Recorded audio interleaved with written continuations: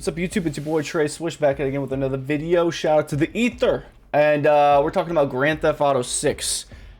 It just made the industry hit the panic button, supposedly. Let's see what Minion's talking about. Grand Theft Auto 6 is going to make billions of dollars when it comes out. There's no point in even denying this anymore. I think it costs billions to make, right? It's like I think it's $1 to $2 million. There's $2 billion that's being reported. The new trailer Crazy dropped. amount of money. I know you saw it already, and now, like always, Rockstar has completely devoured the entire landscape of gaming conversation all over again by dropping a trailer just like that. And here's the thing about Grand Theft. No, I think those words don't even do it justice. Look at this. I looked up GTA 6 because I thought about reacting to it. I'm not going to do that. I'm going to keep my initial reaction authentic, and I'll post that, so you can go check that out if you want. But, dude, look at this. Trailer 2. This came out 2 days ago. And how many views does it have already? 91 fucking million views in 2 days. The first trailer, 256 fucking million. This is crazy. That was a year ago, man. You look at IGN. This is probably the biggest video they've had in so long. 1.2 million views just going over the details in GTA 6, which is a 17-minute video. That's a lot of fucking details, dude. Damn. Like, look at this. Look at the IGN. I guarantee you this is the biggest video in a long time. Look, 19K, not 19K. Okay. Popular? What's the most popular? Okay, they had some big videos back in the day. Damn. What happened? But yeah. 30K, 30K, 30K, 30K, 30K, 160K. Stuff like that, man. Stuff like that. I haven't been on IGN in a while. We'll have to check some of the new stuff out later. But, dude, this game is taking over the fucking internet. It's been taking over the internet. Not even with no trailer to people were still talking about it. The hype is ridiculous. There's never been hype like this for a video game ever.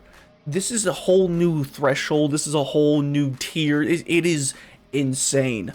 I feel like it's so big that failure is impossible. You know, and we've had examples where, you know, there's tremendous amounts of money thrown at some fucking garbage like Concord, and it lasts 10 days. This is completely different. This is like GTA. Like, I could even compare it to, like, okay, Andor. I love Andor, right? Andor is a Star Wars TV show. First show was really good, very, very good. Some people didn't resonate with, right? It wasn't as mainstream as, you know, The Mandalorian was, right? With Grogu and stuff like that. It wasn't as popular as that show.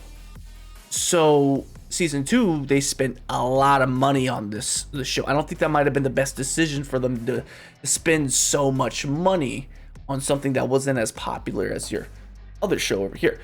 GTA, completely different story. GTA Online, GTA 5, Red Dead 2, like Rockstar has been fucking cooking and making a lot of money. $2 billion, like, dude, come on. Theft Auto, guys. I That's genuinely don't think there's any one game that is as prominent or popular as it is right now. Well, no, maybe one actually, that being Minecraft. When do you make this video? May 7th, 2 days ago. Right after the trailer dropped. I don't even think Minecraft is as popular as GTA is at this point. But besides Minecraft, GTA is kind Pull it of up the on Google gold Trends. Let me know in the standard comment that section. The entire industry looks at and just gawks in majestic brilliance. But here's the thing: while players like you and me are licking our lips and rubbing our hands together, staring at GTA 6, ready to tear that sucker apart like a rotisserie chicken, the industry is devilishly scared of GTA 6. And the reality is this: when this game drops, it's going to nuke the entire industry. Let me explain to you what I mean. You see, GTA 6 is going to be the best-selling single video game release of all time when it releases. It also, like, nuke is a great word, actually, because we had Gamergate 2. I don't know when Gamergate 2 is going to be over, if we're still going through it or not, but there's a lot of examples out there of how the modern audience and the modern audience art direction just ain't right. You know, it ain't for everybody. It's not for a lot of people, actually. It's actually pretty you know, stupid to apply some of the you know, type 1 and type 2, these character models, and they're female or male. You can't really tell which one they are. I mean, look at Oblivion. Like, Oblivion's a fucking phenomenal game. All right, that's what I've heard from a lot of people. It looks a lot of fun, but people are complaining about the how the they nerfed and censored the female sexuality design when it comes to the art and the armor they're wearing, the statues in the game, and whatever it might be. That is a common theme that has been applied to so many fucking games. I remember when I made an Avowed character, you couldn't get fat. You just couldn't be fat, which, I mean, by itself, I mean, there's probably some modern audience people that are pretty upset about that, right? You can't look like the character in the game, I'm assuming, right? That would annoy me if I could make a character that looked like me. And I mean, in some games you can't. Like, I have decent sized arms and shoulders and legs. Like, some of these fucking, whatever you call them, the motherfucking, sliders don't go long enough, and it's just weird to me how that's all kind of cultivated over the years. And when I think of video games back in the day, you think of money, cars, guns, bitches, the Young Money slogan and shit like that back in the day, back in middle school. Man, that was a long time ago. But a nuke might be a great word, because I don't know if Emindymion's going to go over this, but the reason I'm watching his video in particular is because after the first trailer, he launched a video where he did an investigation on Rockstar, and they were actually kind of doing this brainwashing, like, certificate class for people to make sure, I think it was like an unconscious bias that they had, and they were trying to teach them out of that, right? Some corporate bullshit. And I don't know if he's going to go over it, but he was nervous that some of the characters might, or storylines or stuff might be a little woke. I haven't got that vibe at all from this game. And I will say that the way they portray the trailer in the second one and the first one, I mean, they could nuke Gamergate. This could be a nuke of, hey, we don't give a fuck what the modern audience wants. We know what our audience wants. We know what people will pay to play. And yeah, because this is the biggest game ever developed, right? $2 billion or so. This is gonna be fucking, oh man, this is gonna be crazy. We also now have a release date, which is May 2026. That tells me that if Rockstar sticks to that date 100%, which is unlikely, let's be real, this is Rockstar we're talking about here. Not just that, they might have to delay it till the next generation because this game looks so fucking good. I know they say all this game play was captured on the PS5. There's actually rumors out there that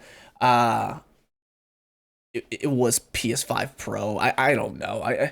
But still, like, this game looks so fucking ridiculous. If it's like, I feel like, I know this is an Xbox 360, but I feel like somehow, some way, if I put this game into my PlayStation, it's gonna get a red ring of death or something, or just blow up like the rumors went back with the Xbox 360s. Man, this is next level shit here. But if Rockstar sticks to their May 26, 2026 release date, you can bet your sweet butt cheeks that every single other publisher and developer is going to completely avoid releasing anything within a month before or even after GTA 6 releases. And I think what's that one game called? It's Borderlands. I think Borderlands already strategically positioned themselves to be out of the way of this game. The reasoning is simple, because whatever you're releasing will be completely and utterly eclipsed by Rockstar's latest game, no matter how prominent or good your game even looks, because nobody is going to care knowing that Rockstar is about to drop the entirety of Vice City on people's heads when it happens. You might think that's far-fetched, but it's not. We've already had this happen in the industry before. There was this game called Horizon 2 that came out one time. A lot of people like Horizon. I haven't met those people actually, but I know it's a staple for PlayStation. And I think it was like a week, maybe a couple days afterwards, they launched their game. This other game you might have heard, it came out. It's called Elden Ring, and probably not the best time to launch a game right before arguably one of the greatest games of all time launches. So yeah, I would avoid the only reason I would publish a game around GTA 6, actually before and after, I'd say like a month and a half before and after, is one reason and one reason only. how much is this game going to actually cost? Because there was rumors about this game costing $100 before even Nintendo came out with their price hikes about the Nintendo Switch 2, or even before Xbox talked about their price hikes, and other games are doing price hikes, right? You know, how much is this game going to cost? If it's $100, probably more, right? Let's be real. There's going to be a market for people that cannot afford that. There's people still playing on PlayStation 4 that will be watching playthroughs of this game because they just can't physically play the game on their console. Let's be realistic. There's people still playing Xbox 360 and that's all they have because they can't afford something newer. So I would say strategically, if I had a game, let's say like Helldivers or something, like a game that's $40 or so, right? And it's an excellent game, which I can always appreciate when an excellent game comes out that is the mid-tier slot or just, cheap when you compare it to the other blockbuster video games. I think that's the only possibility for a smart person to drop a game even remotely close to GTA 6's launch window. I gotta say though, looking at this trailer, Easily. oh boy, does it look good. Vice City is a dope reimagining of Miami, and it looks great to see on current gen hardware. It's awesome to see that classic city we all know way back from the PS2 getting remade and expanded like this in GTA 6. But there's also some rumors floating about and more. Firstly, Grum said he talked to people who are working at Rockstar on GTA 6 right now. According to what Grum said on Twitter, the game is obviously fully playable from start to finish. And Rockstar is now taking this final year of development to smooth out any bugs and glitches to ensure that this game launches feature complete and as perfect as it can humanly possibly be. That doesn't make sense to me at all. If your game is perfect, like if it's perfectly playable from start to finish, why do you need a whole year to polish out the details? Like 6 months or so. Like I get it. And a year is a great time so they don't have to keep pushing backwards. But that is a lot of time. Like, if it's perfectly playable from start to... Like, what? I don't think that statement's true. I don't think it's perfectly playable. I'm sure it's playable, but I'm sure there's a lot of bugs. Because this game just looks fucking amazing. Like, there's bubbles in the beer, right? The beer is sloshing around. Like, dude, the attention to detail is nutty. Like, bro. The home stretch pretty much. No way it's ready. Grum said that the developers at Rockstar aren't actually sure if there's any DI slop in the game or not. What? If you're a developer and you're developing... If you're an artist and you're creating art, shouldn't you understand the art you're creating? Like, if you're developing a video game...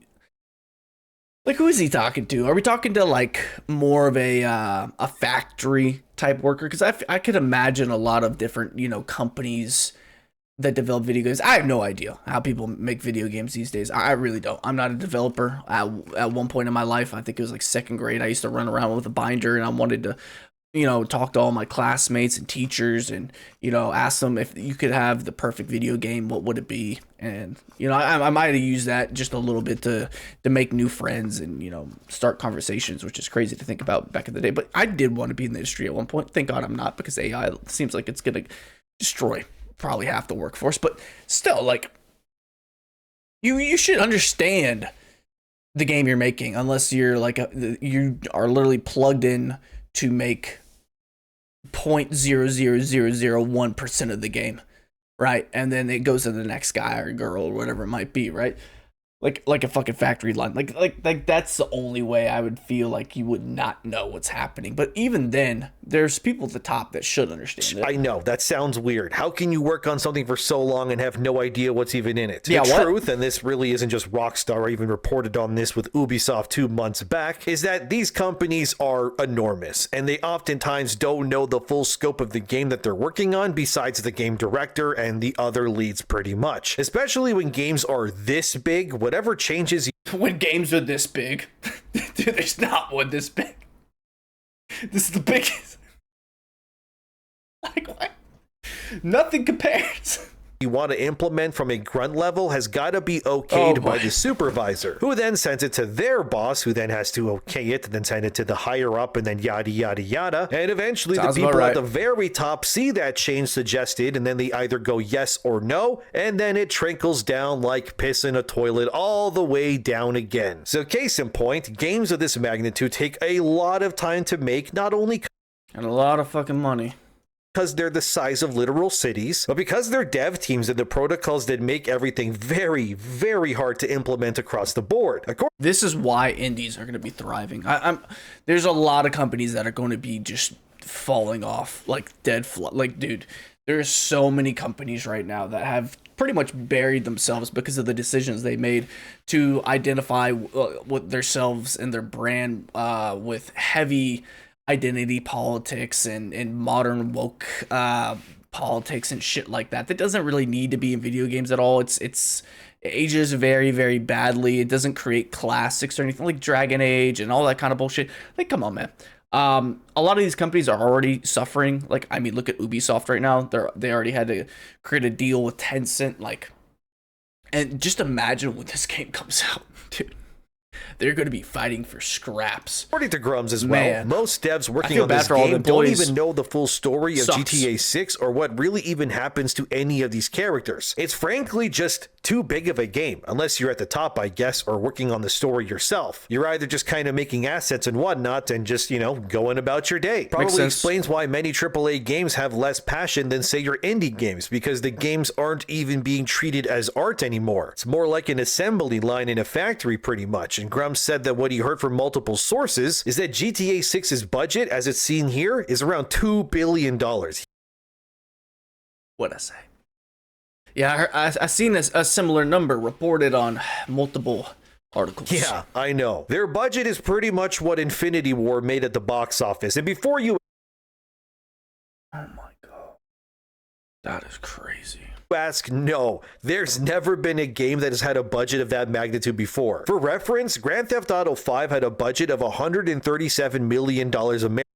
To be fair, this what, 11 and a half years ago? And its marketing costs were somewhere in the 170 million mark, meaning... Which I think the marketing costs as well will be on par with plus inflation with Grand Theft Auto 5. I don't think it'll be tremendously that big. Like, I haven't seen a lot of GTA trailers nonstop, right?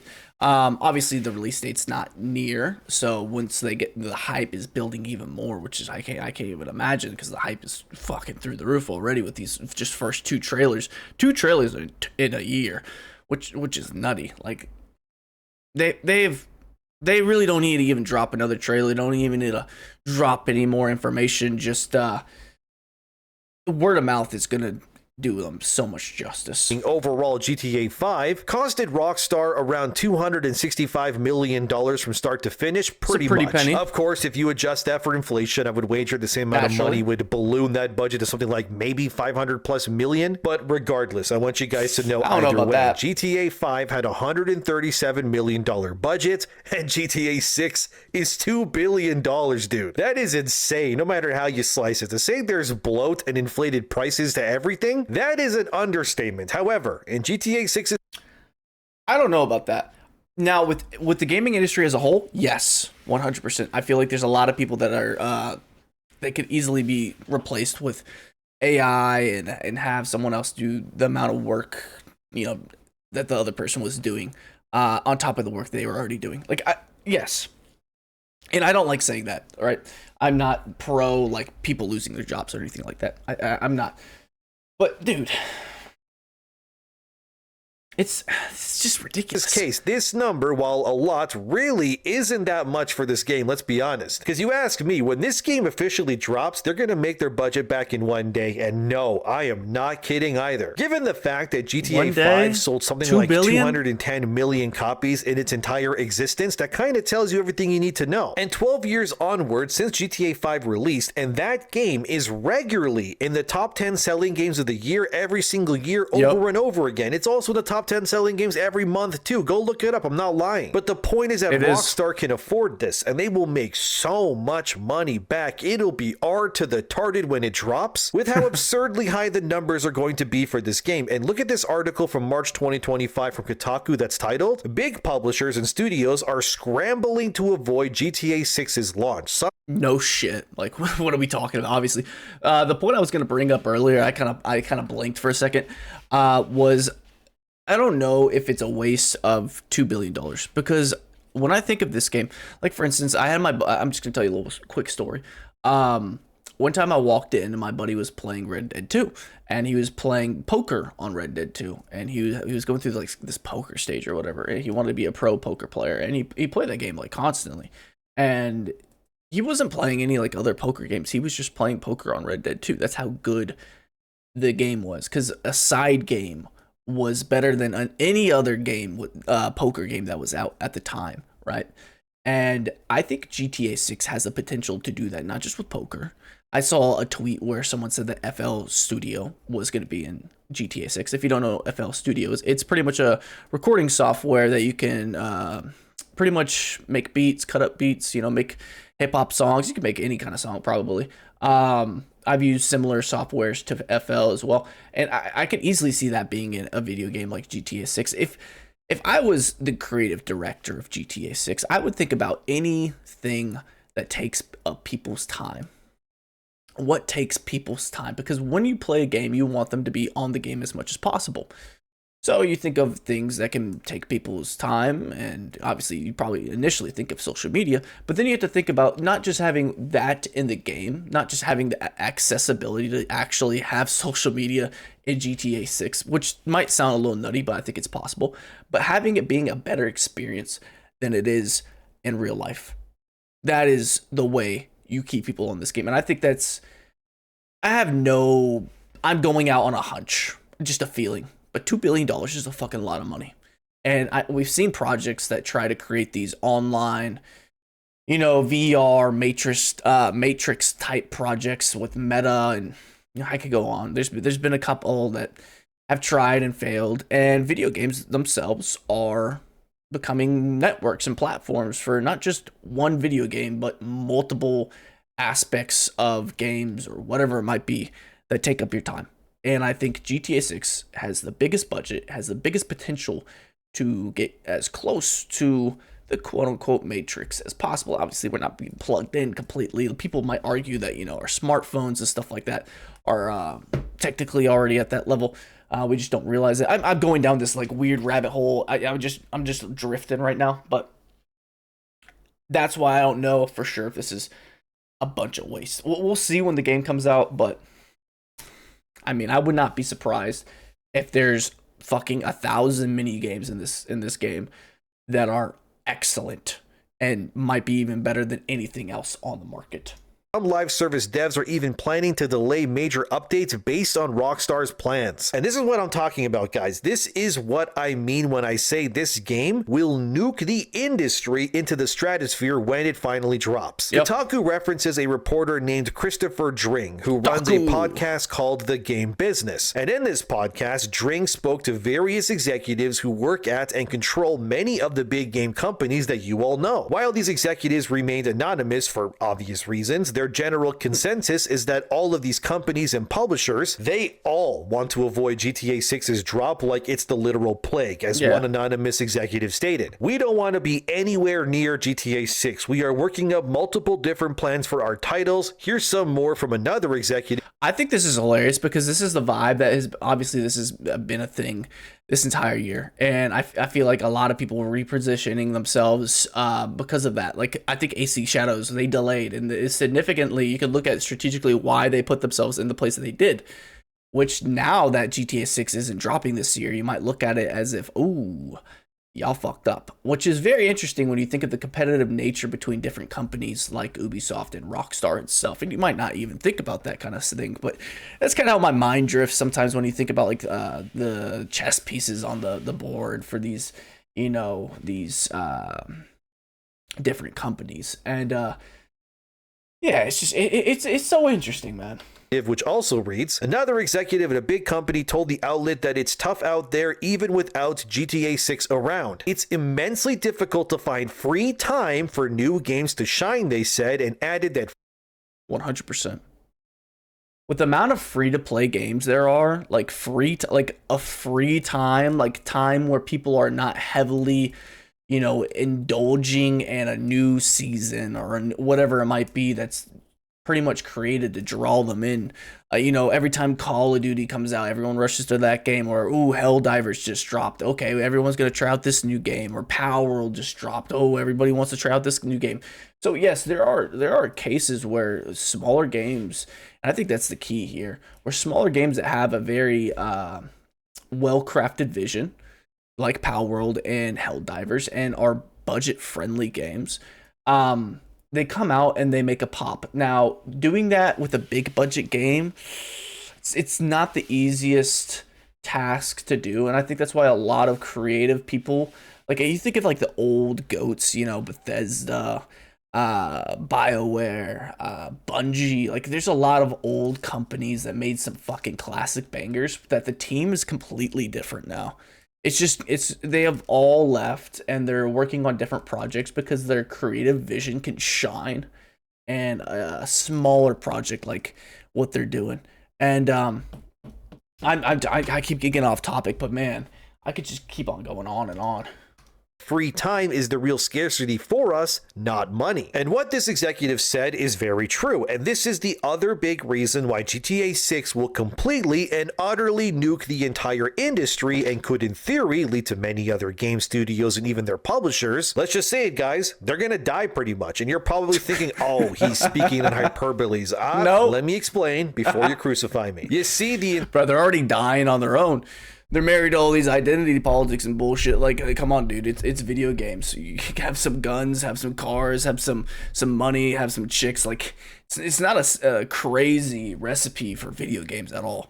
It's not. Have them be affordable, you know, free to play, I guess, with the microtransactions, gotcha games, and all that kind of stuff. Like, dude, there's so many examples. Look at Marvel Rivals right now, and I know it's kind of a meme of a game, but I fucking love Marvel Rivals.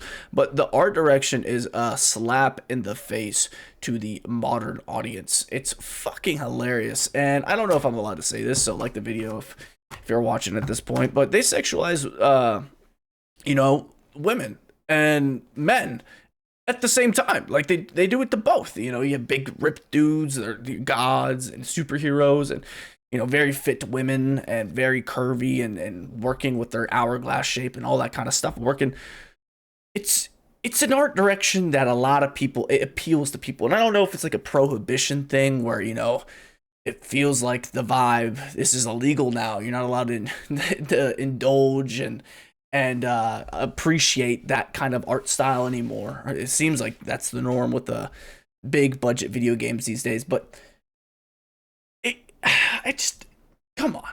Entire industry is pretty much fighting tooth and nail for your eyeballs and your game time 100% of the time, 24/7. Live service games, which are rampant, from Call of Duty Black Ops 6, actually that is a really good example of this, so I'm going to use that to compare it to GTA here if you don't mind. Okay. So when a new Call of Duty releases, what usually happens? It makes a lot of money, yes, but what does it also do to the surrounding live service titles? I'm talking Fortnite, Apex, Valorant, or even the more lesser known ones, not to mention the single player games that release and such around them too. We know that when Call of Duty drops, people tend to drop whatever it is that they're doing or interacting with media-wise, and then they just spend their time on the latest Call of Duty. As we can see here from GameWorldObserver.com last year when Black Ops 6 released, that game became the fastest selling title in that entire franchise and blew the series up to 500 million copies sold worldwide for COD as a series. So when Call of Duty drops, people run to play it, and this then leaves a bunch of games having their player count, their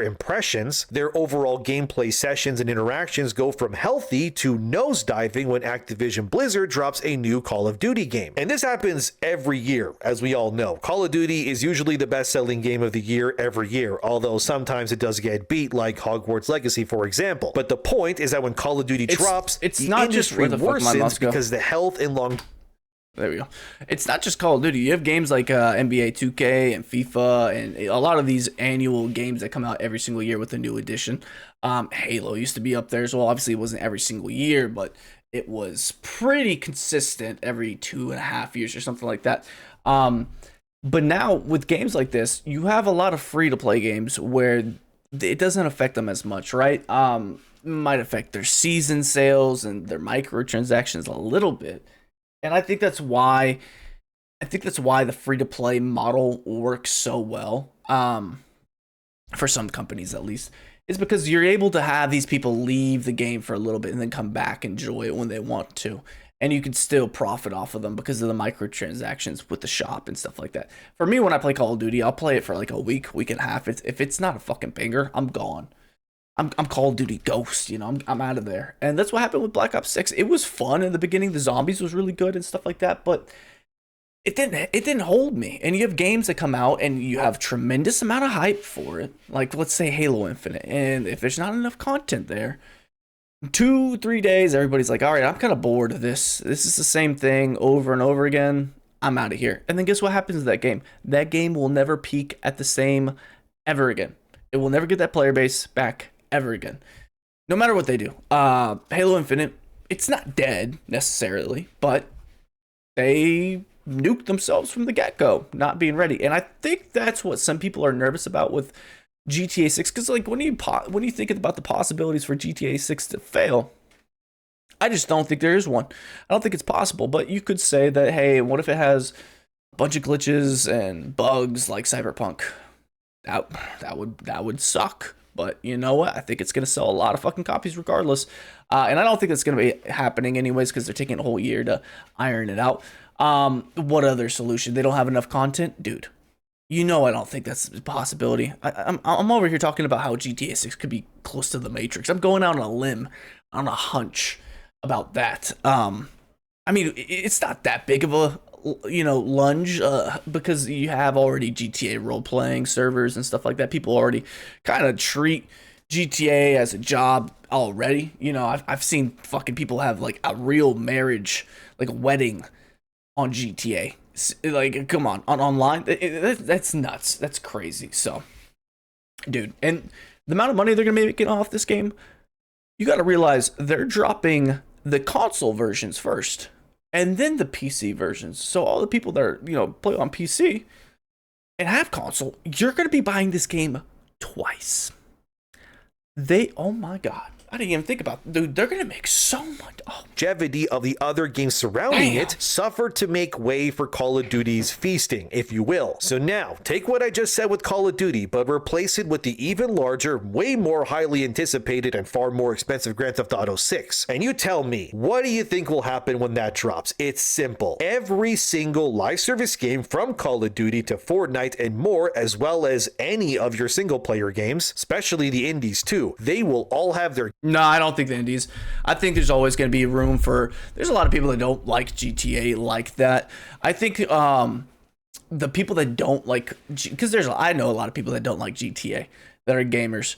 And me, myself, I'm not a big online guy. I'll enjoy it here and there with my buddies and stuff like that. But I'm more of the story and, get on and mess around here and there. Run away from the police once I'm done with the campaign and all that kind of stuff. But, there's people out there that don't like GTA, and they're probably not watching this video, right? But still, to them, there's going to be a huge gap because obviously there's going to be a lot of blockbuster games that are strategically positioning themselves away from GTA 6 for a reason.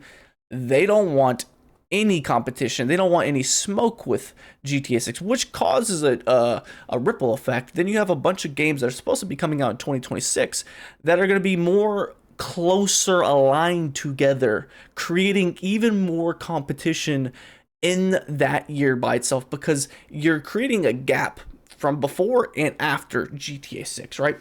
So everything else gets a little bit more compact. So this is just strategically how it works. So, I mean, like indie games, you might be able to make a lot of money dropping it right after GTA 6 comes out or before. Because there might be people, playing PlayStation 4 still. They're going to be watching the playthroughs on YouTube and stuff like that. that can't afford or it just can't feasibly play it because they're on the Xbox 360 or whatever it might be, or just PC. Yeah, PC players. They don't have consoles. They're gonna be, bro, they can't even play this game. So, not at first. So yes, there's a market for indie games. I think there's a huge overreach. And not just indie games, but just like mid-tier cheap games, in general that are available on PC. Gameplay times, their money, their attention, and their stats just ripped from them and thrown directly at GTA 6. Because Grand Theft Auto 6 will, like I said, completely devour the entirety of the gaming conversation and playtime of pretty much every single person on planet Earth, whether you want to admit it or not when it drops next year, assuming that, you know, it sticks with its launch date. But here's the thing with GTA 6, right? This is not the kind of game like GTA 5 before it, where it just drops, makes a bunch of money, people beat the campaign and go, that was fun, and return to, say, Fortnite or, I don't know, Mass Effect or Oblivion. No, remember Mass Effect. Oblivion. Oh my goodness. Remember that the big money maker for Rockstar is in fact, of course, GTA Online, which has become the true cash cow of the franchise for Rockstar and Take-Two. The money they make just from that game itself is pretty much just pocket change in the grand scheme of things if you look at it, because the online, like GTA 5, will feature all the bells and whistles that you've come to expect: a full open world, game lobbies, harassing and griefing other players like memes, team deathmatch, racing lobbies, maybe some poker or blackjack, and all the other gambling. What I tell you, there should be a lot more than just that too, bro. I'm telling you, this is gonna be different. Stuff. See, the thing about GTA is that it's uniquely positioned not only as a game, but a literal second life, if you will. I think that's a good way to put it. Yes. Borderline Matrix. It's that it can and will replace many people's attentions for not just a week or a month. We're talking years. Bro, GTA 5 has done it for a decade plus. Talking years, guys. As you can see from this article that dropped recently, which is already technically out of date because it says 2025, but Rockstar just confirmed they're launching in 2026, but whatever, it still tracks anyways. Basically, analysts believe that when GTA 6 drops, it will completely devour the industry's revenue landscape in every single way. According to the analysts in this article, they predict that the game will generate roughly $2.7 billion in sales on launch day alone, which means, yes, they will make their entire budget back in 1 day or less, and this, if they're right, this is a full year before releasing, which is what this data says. So of course, once we get closer to the release date, I imagine that the actual revenue will just balloon far past this due to the hype. So the point is that it will do very well, insanely well. And for those who've also forgotten, GTA 5 made about $1 billion in revenue within 3 days of sale back in 2013, which is crazy by that time standards. It is. Dude, imagine this. I'm being like a like I'm trying to put myself in like a diabolical like CEO, you know, and if I'm trying to make as much money as possible, GTA 6, you know what they should do? Oh, this would be fucking genius. We're already talking about $100 price point for this game, and this is not just like me. This is a lot of people talking about this and expecting it, kind of, because they're already talking about it, right? We have no idea. Early access. Do an early access, not for 2 days. Don't do the 2-day bullshit. Get people to really want to buy this game. And do it for a week. And make it $180.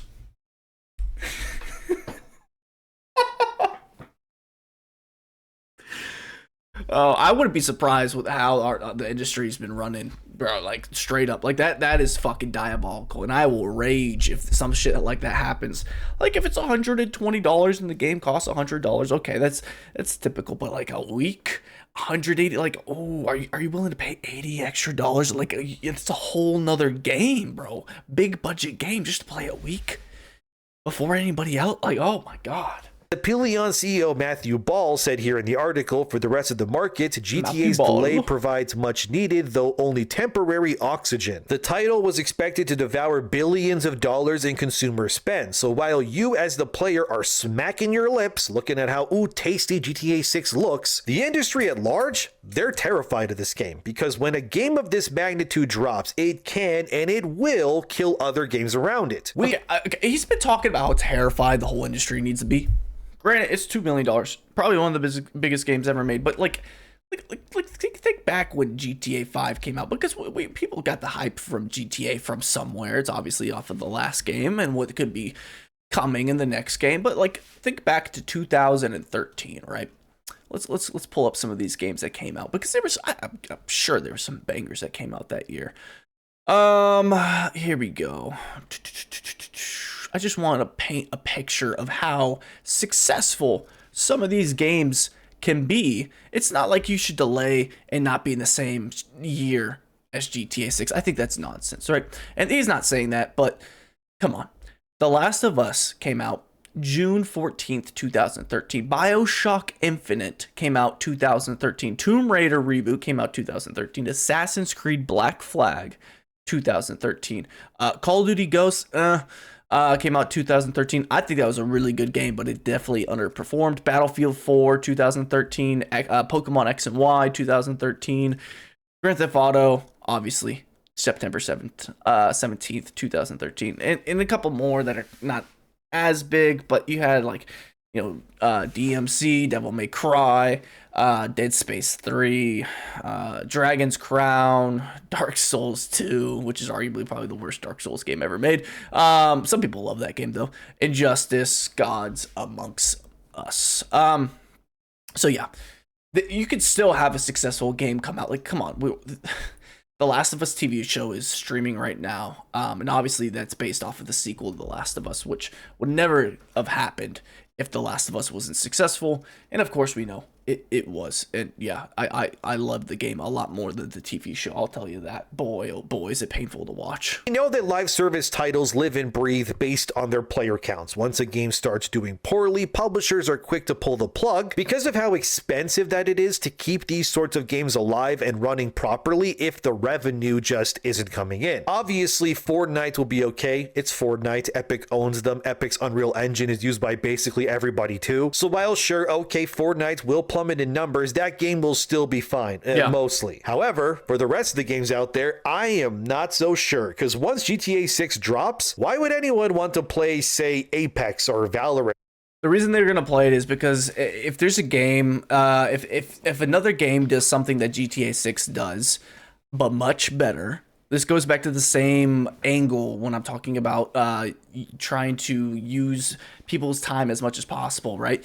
If you do something much better than GTA 6, then you are viable. There's a reason for you to play that game. And if there's an experience that you just cannot get in GTA 6, there's a reason to play that game, right? You can't play Last of Us in GTA 6. You can't do that. There's certain story games. There's certain type of games, like for instance, like Rocket League and stuff like that. Other racing games that are, for the racing crowd that might be better than GTA. Now, I would argue that GTA's racing or just driving in general is phenomenal. So much fun, man. But yeah, that's the angle. That's how you are viable and are going to be able to make money in the same year as this fucking giant of a fucking creation of a game. Or hell, even Marvel Rivals. Sure, I know. Oh, that one hurt. People will say they're different genres. Completely. Of true, but inevitably, all those games and more will lose their pants when everyone just migrates over regardless due to the hype. It's like 100%. All Marvel Rivals will 100% have a huge loss in the player base when that game comes out. That's just naturally going to happen. But fortunately, Marvel Rivals has been very consistent since they came out, and there's other games like that like Fortnite that have been very consistent and are able to add new things to the game and make sure that the metas are constantly changing and make sure that you're constantly relearning how to play the game. And that is the type of game that will be able to survive a nuclear bomb like GTA 6. Like airing your TV show's first episode, which really matters, but you do it during the exact same time slot as when like the Super Bowl is airing pretty much. You're not going to get many viewers because everyone is obviously too busy watching for the Super Bowl commercials and who wins the match. Yeah. Which is why when events like that happen, or say when Avengers Doomsday or Secret Wars release, it would be in every studio's best interest to just get the hell out of Dodge before those movies devour the market share too. And GTA, it comes to a price point because obviously people aren't saving up money like their video game budget, right? And that way they can pay, like say 3 of the biggest games they want to play that year come out all in the same like week. Naturally, you're just gonna not want to buy all 3 at once because normal people don't have that kind of funds. it is a big price to pay for a video game, and the price is just getting higher at this point. But, you know, with movies, it's a little different, obviously, because the price threshold is a little smaller. But if you think about it logically, actually, the amount of time that you're going to use the video game versus a movie, that's a whole different comparison, where the video game is a lot more viable economically. But still, I'm going off topic. Is the same thing, but if it was like Super Saiyan and holding the Infinity Gauntlet with every stone in it too, because he needs to learn about Doctor Doom and in Battle World, because it's getting pretty close. Nothing is going to challenge this game when it releases, and I mean all media, not just video games. There's going to literally be no reason in releasing a new, game or movie or TV show or whatever once this game officially drops for at least a month. If that's retarded. That is the stupidest statement he's had in this video yet. Because frankly, there's a whole different audience for movies and TV shows and video games. There's a lot of crossover, huge crossover with the Venn diagram, but no, there's just a vast difference in the consumer base. There's crossover. I'm not saying there's not, but to say you should drop an Avenger movie the same time a GTA game comes out seems absurd. Not more after release, and I'm not kidding. And if any publisher thinks that it's a good idea to maybe release their game a week or two before GTA 6, if you're a live service game and you do anything like that, dude, you are dead. I'm just gonna say it how it is, man. And if you release after GTA 6, your game better be the second coming of Christ himself, wrapped in the most excellent game ever crafted for people to lay their eyes on, or a smaller price threshold, or have more accessibility to different markets like Nintendo Switch 2 or Nintendo Switch or the PS4s and Xbox Series, the Xbox Ones or whatever. Oh my god, I can't believe. Man, y'all need to get a PS5. Or you're dead on arrival too. I should probably also show you guys how much money GTA Online for GTA 5 has made since inception till now too. So here's a graph on screen that details how users 9.54 billion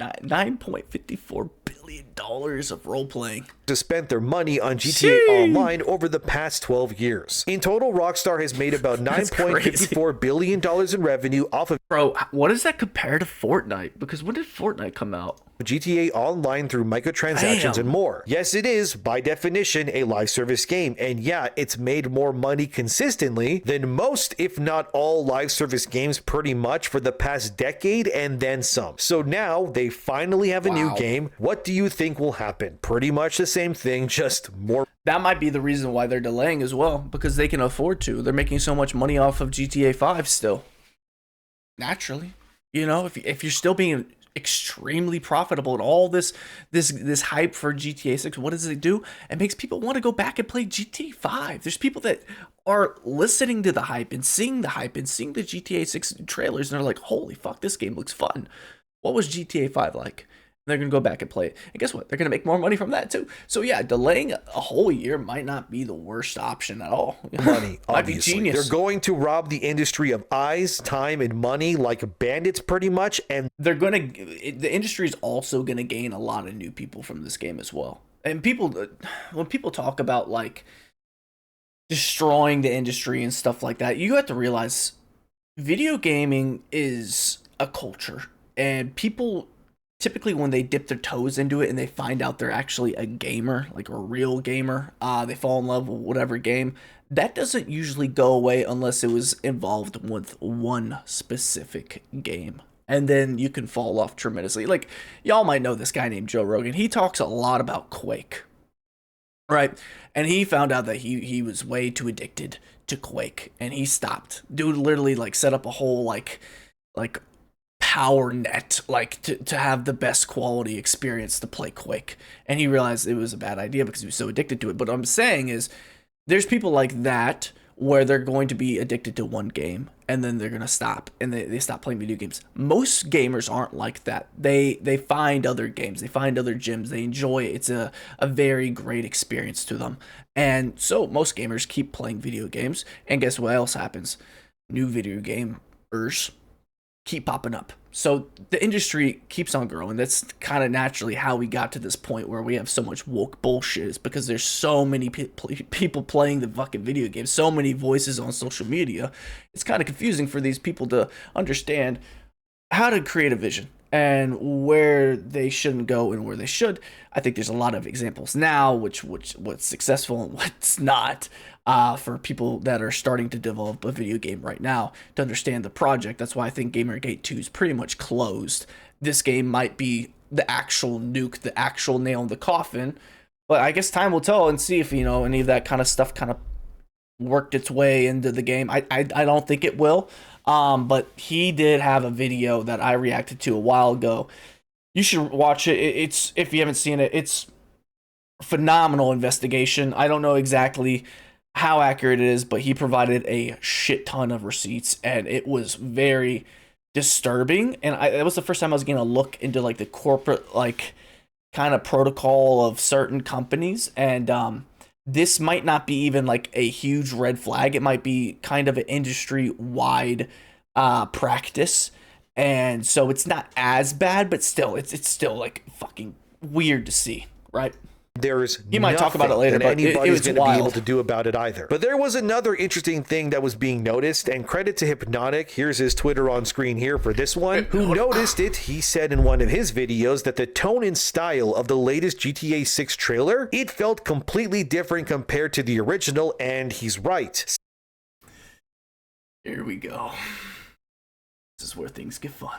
So if you compare the first trailer for GTA 6, there's a certain tone to it. It's female-led protagonist, lots of pink and purple hues to everything, and the male character, while he's present, is kind of just set to the back for the female character to shine instead. It felt, and boy did she shine.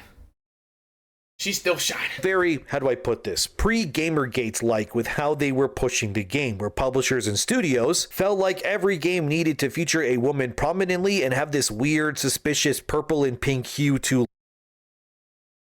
my man is not, he does not like purple and pink. Literally everything. And that pink-purple hue that Hypnotic brought up is kind of true. That same color scheme has been attached to way too many failures in the past too. I would argue it's the way you use the color. Like for example, there's a game that you might have heard of that uses pink and purple hues in the game quite a bit, and the way they do the art direction of the game, phenomenal. It's not even the best fidelity quality game, but it's fucking phenomenal. It's called Elden Ring. You might have heard of it. But then you have another example like Avowed, where it's like it looks good, but there's something off about it, right? And then you have like Dragon Age Veilguard, Concord, and it just that I don't know what the word is. I don't want to say woke. It's not woke, but it's certain art direction that it's just disgusting. It's just lazy. It's just too complicated. You know, Avowed really disappointed me because the art direction of that game originally looked fucking phenomenal. It looked dark, gritty. Not just the art direction, but the tone of the game was so different than what we got. I think it's not about the color palette talking at all. Suicide Squad, Dustborn, Lost Records, Life is Strange, and so many other games. Like, go look at Dragon Age Veilguard too. That was draped in purple and pink colors everywhere. It was like this weird subconscious way of painting these games in these lights and colors. Two, I can only call it the bisexual lighting. I'm not homophobic at all, but I understand why people say this. Because humans pick up on patterns, right? Speaking of that, I want to pull up this. I saw this on Twitter. And there is a tone, and I'm not going to say anything about... I have people in my family that are gay, and I don't give a fuck about that shit at all. I love them regardless, right? But there's a certain atmosphere when it comes to topics like this.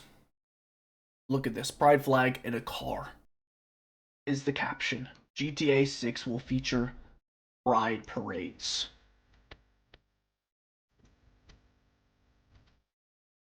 What do people in GTA do? Normally they get on the game and immediately they commit a crime, and they somehow find themselves in a car committing more crimes and leveling up the star level, right? That's typically how it goes when people play GTA, or maybe first play GTA. it's typically what's going to happen. And if you're going to be implementing pride parades and stuff like that, there are going to be crazy clips online. You already know it. And God forbid they have fucking protests and shit in the game.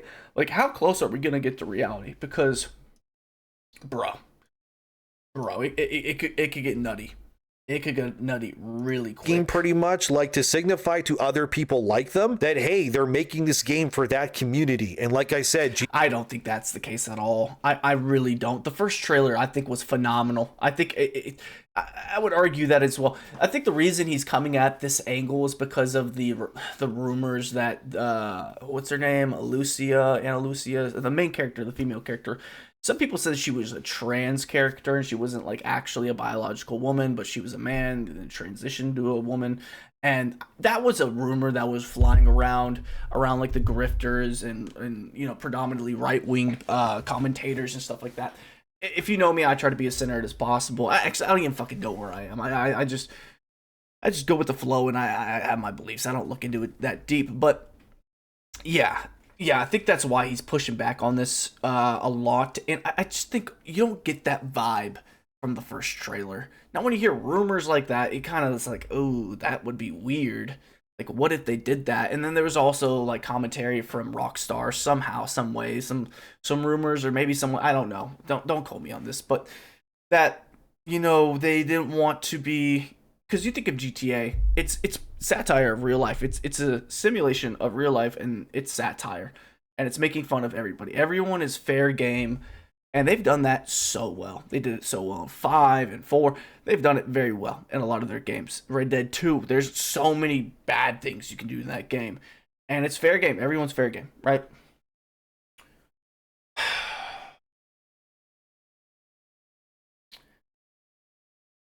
There were rumors that you wouldn't be able to do certain things, bad things, like you normally be able to do to a normal person. To the protected political identities of the world, I guess is the best way to say it. That might not even make sense, but that's probably where he's coming from. I don't think I got that vibe at all from the first trailer. You probably didn't get that vibe either. Did it center a female protagonist heavily?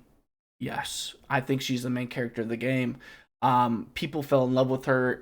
That swimsuit photo was trending nonstop, and still sometimes is posted here and there.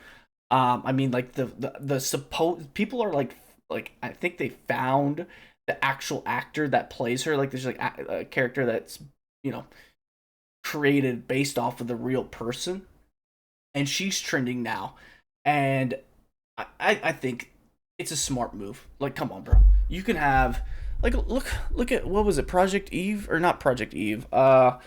Shit, what was that one game? Had the main character named Eve. Whatever, Stellar Blade. Like, you could have a female protagonist and lean into the, just Venom is, just the overall look of a woman and not have her be type 1 or type 2. And it'd be successful. Like, you can lean into it. Look at Marvel Rivals. They've done it very well. And you don't have to go over the top like Marvel Rivals. And this game is so big that you're going to have opportunities to do so much different range. So I think anyone that thinks that they're, you know, leaning a certain way politically and it's going to ink itself into the game, I don't think that's the case. And I'm sorry. At this point of the video, I'm not really articulating my words as best as possible. But I think you get my drift, right? GTA 6's first trailer had that same running theme in it somewhat, but then you see this new trailer that just came out and boom, there's no bisexual lighting, there's no purple and pinks, it looks realistic and it looks grounded. Everything is draped in warm oranges and reds and golds and it looks like a real place again, and this has caused people online, and look, I'm not saying it is 100%, okay, don't shoot the messenger here, but I'm just saying people on Twitter think that Rockstar is taking this extra year to not just polish the game, but possibly also remove any DI slop from it as well. And with how the industry is looking and where it's heading, yeah, that's probably the smart move to do if we're being real.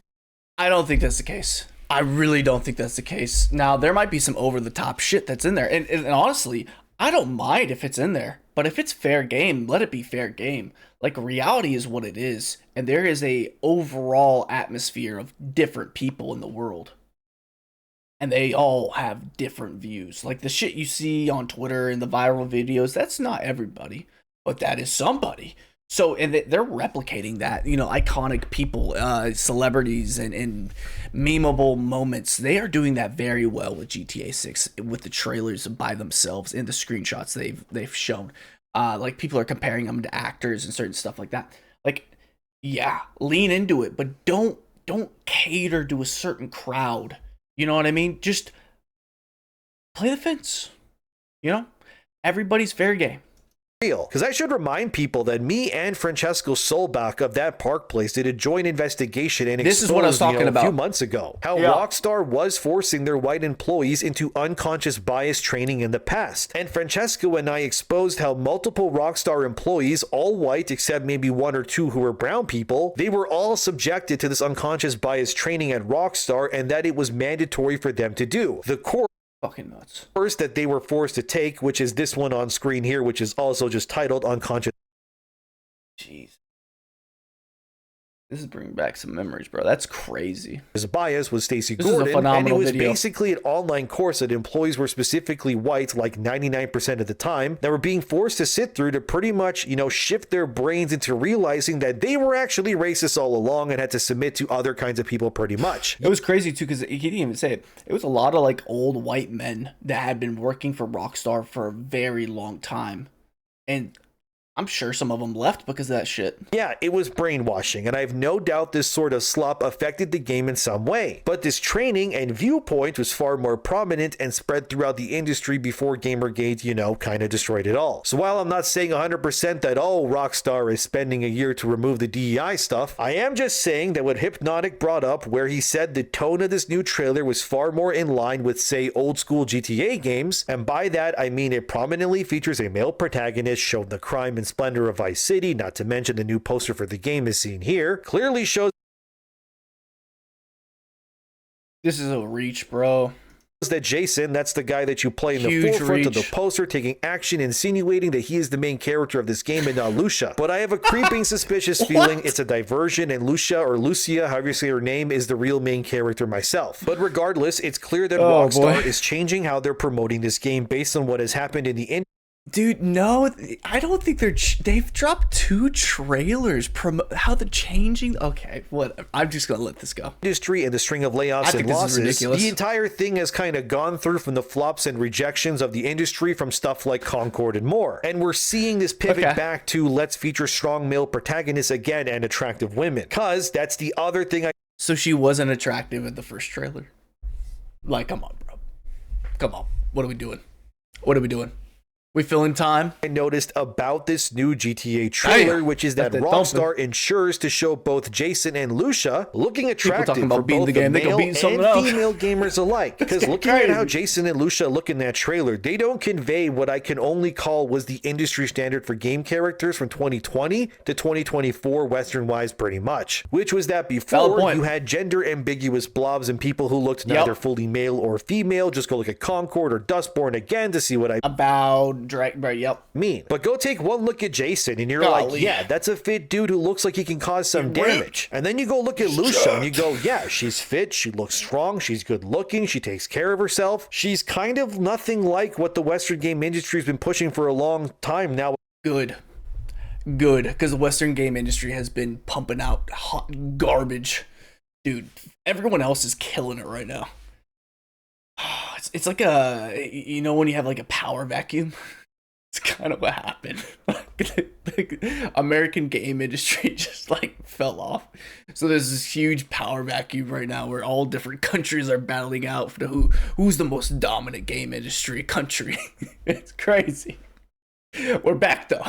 We're gonna be back. But all really. And I think that's all by design. Boy, are we back. They want to ensure there's as little road bumps as humanly possible between them and the people buying this game. Because anyone with half a brain can go look at the backlash other games have received and think, yeah, we probably should ensure we don't have anything like that happening to us. And look, what's funny though, we've had so many examples back to back this year that there's so many games that are already in production and they're they're too far in. They poured too much money in to change the whole direction, to overhaul the whole game.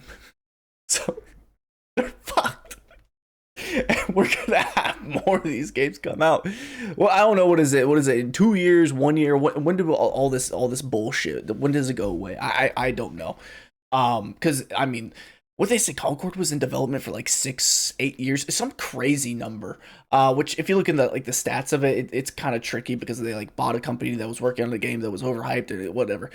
But there are games that are in production that take years and years. And if you're seeing all these examples, and you're like, fuck, we're about to drop something that's even worse than Concord. Oh boy. Yeah, people need to pivot quick. Look, if you want to make money, which GTA will no matter what, but if you want to make the absolute maximum amount of impact possible when this drops, you kind of got to ensure you don't alienate absolutely anybody when it comes to how you market this game. Because guys want strong male characters and attractive women. And yeah, one look at GTA 6's new trailer, and it's the blueprint in action working as intended. And if Rockstar is smart, which I think they are, they will lean further into that male-dominated forward action idea when promoting this game in the future if they want to make all of the money and then some. And I don't think they're taking the year break to unwoke the game, but if it is woked, it's not a bad idea. also, the website for GTA also got updated too, so now we have full names. The main guy is Jason Duval. Here's what the website says about him. Jason wants an easy life, but things just keep getting harder. Jason grew up around grifters and crooks. After a stint in the army trying to shake off his troubled teens, he found himself in the Keys doing what he knows best. Working for local drug runners. It might be time to try something new. Smart, so they set him up with previous army experience, so it's believable that he can handle guns and fighting. That's a good idea. And here's the female character bio next. Her name is Lucia Caminos, or Lucia Caminos. Anyway, here's what it says. Lucia's father taught her to fight as soon as she could walk. Life has been coming at her swinging ever since. Fighting for her family landed her in the Leonida Penitentiary. Sheer luck got her out. Lucia's learned her lesson. Only smart moves from here. So interesting. So was the jail scene the beginning of the game or the end of the game? Because a lot of people were saying that they thought the way the story was going to go was in reverse, because they thought the end of the game was her in jail. I think that kind of completely destroys that perspective. Now, you could still argue maybe she starts in jail and ends in jail.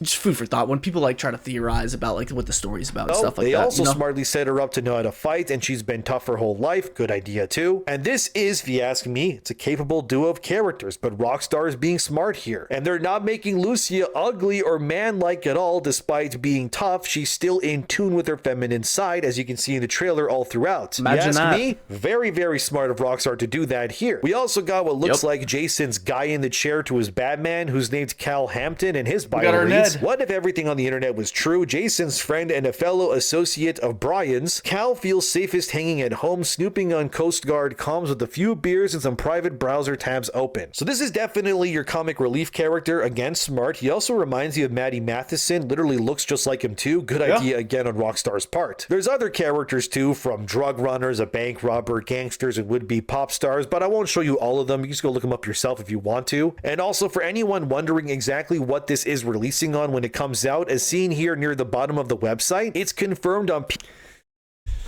no Nintendo Switch 2, which I think is crazy, you know, with the potential, because you have a Nintendo Switch that supposedly can run 120 frames per second and all these kind of claims. So you would think naturally, like, you have all these old games that are, you know, fantastic games that were, you know, announced to be on Nintendo Switch 2, so that way you could go buy it a second or third or fourth time. Because why not? I think that is a very interesting stance. Like, is it because they want to be family friendly? Well, a lot of the games that they announced that were going to be coming out are not family friendly at all. So I don't know what the case is. Maybe this game is just way too graphically powerful, or I don't know. But I think that is the biggest interesting thing. PC is naturally not going to be there. I believe that's exactly how it happened with GTA 5. They had their PC launch, which is so smart, because console guys like me that have a PC are going to be double dipping.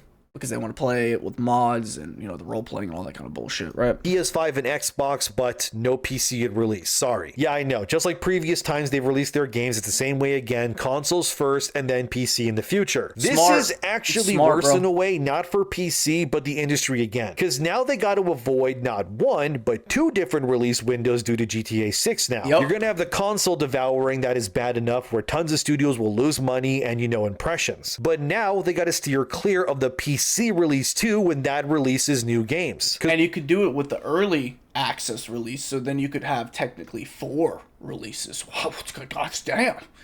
Oh my god, I should be running Blizzard right now. When this drops on PC, most of Steam will be playing it as well, you better believe it. But seeing that new trailer, it makes me think that GTA 6 is Rockstar saying that we're done with the DEI nonsense. And for years, the gaming industry, I think that's reading into it way too much, has been infected with this weird, sanitized, don't offend anyone vibe. We all know it. And with games like Concord and Dustborn trying to lecture us on pronouns and social justice in the past, and guess what? They all crashed harder than a drunk NPC in a stolen cop car, pretty much. Okay, but the NPCs in GTA crash out all the time. Come on, you gotta be like, the amount of viral clips of crash outs because of like pronouns and misgendering and stuff like that. If I'm GTA, I'm having all that shit in the game, because that is a social aspect that is so fucking prevalent right now. Because back when GTA 5 came out, none of that shit was fucking around. Like, I know it's been around for fucking since like World War II, right? All that bullshit, right? All the like the different pronouns and the transitioning and all that kind of stuff. Like, dude, it is way more prevalent now. You see clips, no matter where you are, it is in your face. Hate it, love it, I don't give a fuck. I'm just talking about reality. And what does GTA do? They are very good at taking reality, especially satire, crash out clips and stuff like that, and implementing it into the game and making it feel so realistic. Hate it or love it, they need to lean into it at some point. It cannot be absent from the game, or else it is not a true satire of our society as today. I'm just being real. So if that shit's in the game, don't get fucking mad. Now, how they portray certain things, and if they lean and cater to a certain crowd, that's when the nuance can start. But just it being in there, I don't think it makes this game woke. Reminder, though, that Concord, that peaked at 697 players on Steam, and Dustborn, a whopping 83 players. Dude, my grandma's knitting club has a bigger Discord server, and she's dead. So if they're smart, GTA 6 could be a middle finger to all of that and more, and here's hoping that Rockstar's ditching the whole punch-down humor restrictions that had a lot of fans worried in the past, because back in 2022, Bloomberg reported that Rockstar was softening GTA 6's edge to avoid mocking marginalized groups in fans.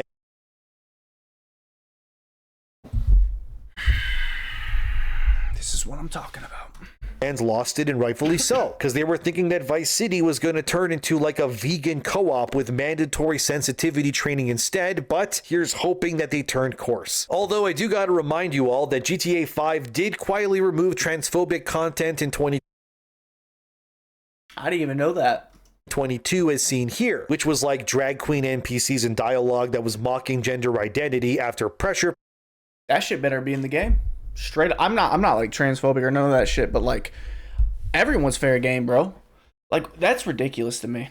From groups like Out Making Games. People called it censorship, and then Rockstar could, you know, maybe be taking note here to not do that in the future. But now with GTA 6's trailers showing a diverse Vice City, you have black people, Hispanics, and yes, even white people too, all reflecting Miami's real demographics, not some forced DEI checklist, hopefully anyway. I just really hope that Rockstar has learned their lesson and don't instead lecture you about microaggressions or some other stupid nonsense. And hopefully the humor is Rockstar just roasting everyone, and I mean influencers, crypto bros, Florida man, maybe even Twitter's own culture warriors too. They're not and should never be picking a side, because Rockstar should instead just be tossing Molotovs at the whole circus. And if they want maximum impact, this should be Grand Theft Auto returning to its South Park-esque roots where nobody's safe, and that's why people love it so much. And as you can see, when this game releases, it will nuke the entire industry. There's no doubt about it. And I fully expect other games around it to die once it releases or never fully recover, because once this is available, Well, that's it, guys. Its teeth will sink in, people will invest into it, and then it's off to the races for Rockstar to make more innovative billions as the other companies and games wither up and die due to the lack of interest or support going forward. And I guess before I go, do you see that as a problem or not? Let me know in the comments. And as always, thanks for watching. Subscribe, have a great day, and I'll see you guys in the next one. There were some points in this video I disagreed with, for sure. But, dude, he killed it. Amazing video by Endymion. I've watched a couple of his videos where I was like, okay, this is not for me because I disagree way too much on certain takes, right? Like the new Witcher, you know, and stuff like that. But you know, he's been he's been really good. So make sure you give him a like. Go give him a sub if you want. Let's look at the comment section below, as we do usually. This is a very long video. I did not intend it to be. It's an hour and 15 minutes. Goodness gracious. Thank you for everyone still watching. Just comment down below. I'm curious who's still watching. You know, like the video, I'll push it out to more people. And this was like a damn little podcast, pretty much. I hope you enjoyed the my perspective on everything. And, you know, if we disagree on things, that's cool too. I love hearing y'all out. So let me know what you disagree with or agree with or whatever it is you might want to say to me. But let's look at the top comment, which is Take 2. Diversity and inclusion make us a better industry for today, and most importantly for tomorrow. It allows us to make better entertainment experiences that are authentic, culturally relevant, and reflective on the audiences that enjoy them. We still remember them admitting to not caring about making video games. Oh boy, here we go. The tone of Veilguard trailers changed too, and about this idea that Rockstar are taking extra time to remove the crap is wishful thinking. GTA 6 was developed during the worst creative period. This is actually very viable. GTA 6 was developed during the worst creative period in half a century, where masculine entertainment products were practically outlawed. Yeah, pretty much. You are going to keep seeing the leftovers of the era over the coming year for projects that were in mid-development until it gradually tapes off. Yeah. Hopefully not, but yeah, we definitely talked about that. If the game made fun of DEI and woke stuff, then it's legitimately a GTA game. And you gotta realize that's fair too, because you're gonna have different characters with different perspectives, naturally, like that you can identify with, and they're gonna be making fun of different things than other characters in the game. So naturally, I think the latter is possible. But yeah, that's the video, guys. Wow, that was a lot of fun. But yeah, this is the eethur. I'm Trey Swish. Thank you for watching the video. Hit that sub button because there's over like 4,000 of y'all that aren't subbed that are recurring and watching videos consistently. So shout out to y'all. I love y'all. The videos are for y'all. The fact that I can make a video and people watch it, still not used to that feeling. It's surreal. Almost at a whopping 1,000 subscribers, and that means we'll be monetized, and then I can actually start, you know, doing some different stuff and making a little bit of money on the side, you know, a couple pennies, you know, every other day. That would be cool. And yeah, so hit that sub button, join the eethur. There's a Discord in there that's going to slowly grow over time, and you can join there. We can talk, shoot some shit, whatever you want to. Also recommendations for other topics, other videos to react to, you know, whatever it might be, just let me know. And yeah, I'll see you guys in the next one. Hope you all have a good day. Deuces.